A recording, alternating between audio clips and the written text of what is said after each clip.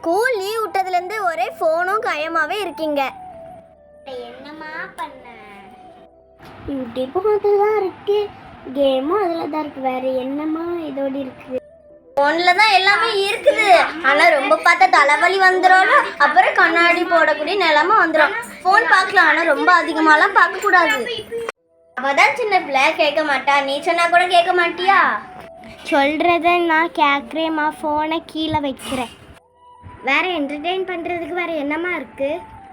நான் ஒரு விளையாட்டு சொல்கிறேன், அதை நீ செய்வியா? சரிம்மா, வா என் கூட வா.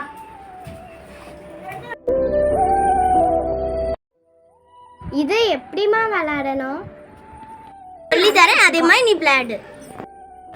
இதோ இந்த மாதிரி போட்டுக்கிட்டு இந்த மாதிரி. இந்த விளையாட்டு நல்லா இருக்குமா? சரி, நீ போய் பார்த்துட்டு வா, நான் போய் பார்த்துட்டு வரேன். வெளியில விளையாடிட்டு இருக்காங்க.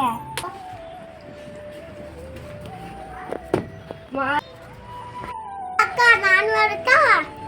சரி நீ வா, நம்ம எல்லாரும் சேர்ந்து விளையாடு.